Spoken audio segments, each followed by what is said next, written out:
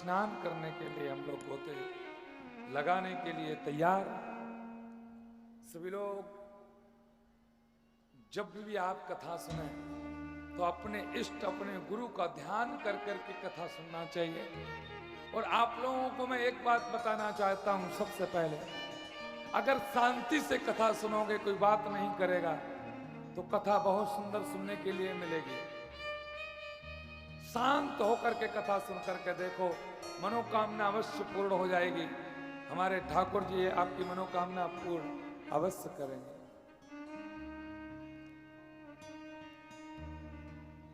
तो शांति से बैठ करके कथा श्रवण करें। श्री परमहंस संत शिरोमणि चक्र चूड़ामणि श्री महाराज सुखदेव भगवान शुक्रताल के तट पर बैठ करके, बट वृक्ष के नीचे बैठ करके महाराज चक्रवर्ती सम्राट राजा परीक्षित के लिए कथा का रसास्वादन करा रहे हैं।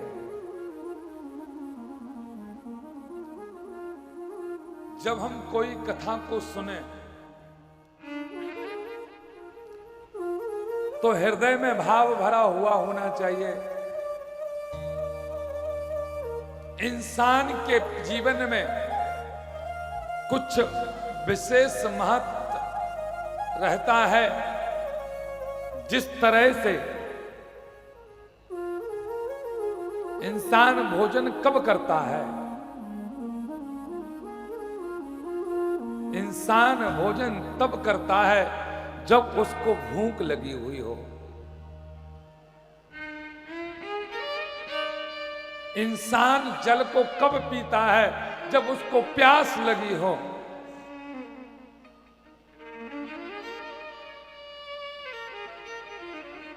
भूखे को भोजन चाहिए, प्यासे को जल चाहिए,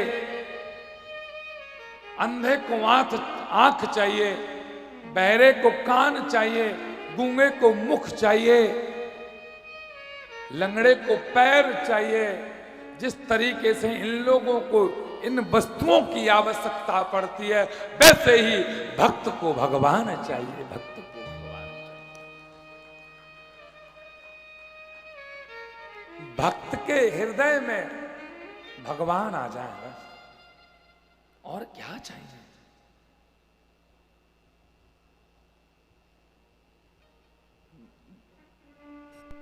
भक्त बनोगे तो भगवान मिल ही जाएंगे।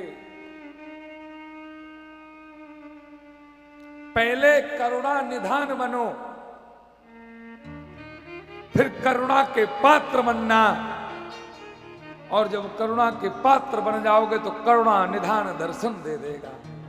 और जब तक करुणा नहीं बनोगे, करुणा निधान नहीं बनोगे, आपको ठाकुर का एक छोटा सा रूप भी मिलने वाला आपको नहीं है।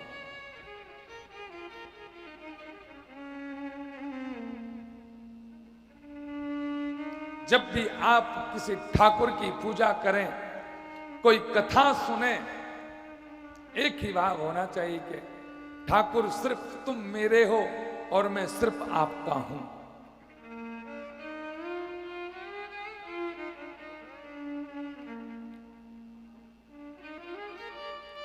भक्त जब भी ठाकुर के प्रति एक पैर बढ़ाता है, भगवान कहते हैं ना,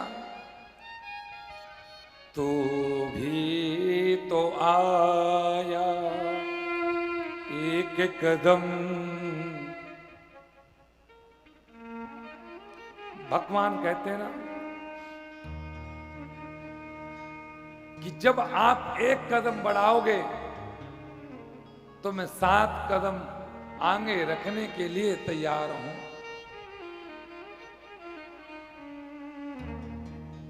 भक्त कहता है ना, मैं भी तो आया एक कदम, जरा तुम भी बढ़ाइए। और आ गए तेरे दीवाने, जरा पर्दा हटाइए।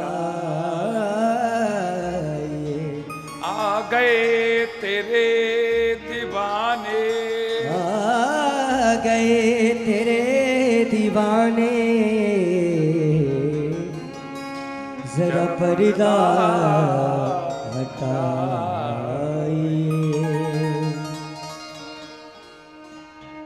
एक दीवाना सच्चा जब भगवान के पास में आता है तो वो कहता है आ गए तेरे दीवाने। ये पर्दा हमें सुहाता नहीं है, ये बार बार पर्दा